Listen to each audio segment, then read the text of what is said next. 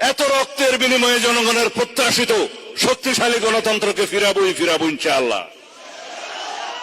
যারা ষড়যন্ত্র করছে, নির্বাচন কমিশন সহ সকলের উদ্দেশ্যে বলতে চাই, আমাদের ভদ্রতা নম্রতা নয়, সেটা আমাদের দুর্বলতা নয়, আমরা গণতন্ত্রকে ভালোবাসি। আমরা একটা রাক্ষস রাজ্যে ছিলাম এবং মৃত্যু উপত্যকায় পরিণত হয়েছিল আমাদের এই প্রিয় মাতৃভূমি। সেখান থেকে মুক্তি পেতে যারা অবদান রেখেছেন, যারা রক্ত দিয়েছেন, শহীদ হয়েছেন, গুম হয়েছেন, খুন হয়েছেন, যারা অশ্রু দিচ্ছেন অবিরত, সেটা অবশ্যই এই জাতি মনে রাখবে। আপনাদের প্রত্যেকের একটা দাবি আমাদের চেয়ারম্যান সাহেবের কাছে আপনারা রেখেছেন যে আল্লাহ রাব্বুল আলামিন আপনাকে যদি সরকারে নিয়ে আসে, আপনি প্রধানমন্ত্রী হন, আপনি আমাদের এই সমস্ত খুনের গুমের বিচার করবেন। তিনি কথা দিয়েছেন, আপনারা দোয়া করবেন যাতে আমরা প্রত্যেকটি গুমের খুনের বিচার এই দেশে করতে পারি ইনশাআল্লাহ। আমাদের নেতা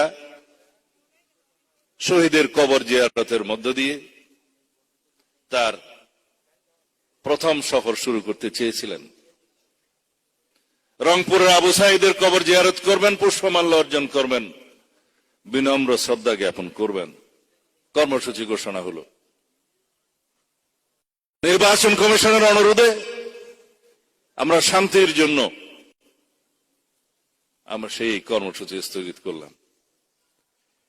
নির্বাচন কমিশন এবং আরেকটি রাজনৈতিক দল মনে করলো সেটা আমাদের দুর্বলতা না, এটা আমাদের ভদ্রতা। এখনো বলছি, তারপর থেকে নির্বাচন কমিশন এবং একটি রাজনৈতিক দল যেভাবে নির্বাচনকে প্রশ্নবিদ্ধ করতে চায় এবং পারতপক্ষে নির্বাচন থেকে সরে দাঁড়াতে চায় বিভিন্ন কৌশলে, সেটার সুযোগ করছে, আমরা কোনো সুযোগ দেব না। আমরা এত রক্তের বিনিময়ে জনগণের প্রত্যাশিত শক্তিশালী গণতন্ত্রকে ফিরাবই ইনশাআল্লাহ। যারা ষড়যন্ত্র করছে, নির্বাচন কমিশন সহ সকলের উদ্দেশ্যে বলতে চাই, সমতা বিধান করতে হবে, সাম্যতা আনতে হবে। আমাদের ভদ্রতা নম্রতা নয়, সেটা আমাদের দুর্বলতা নয়, আমরা গণতন্ত্রকে ভালোবাসি। আমরা রক্ত সিঁড়ি মাড়িয়ে আজকে এখানে উপনীত হয়েছি।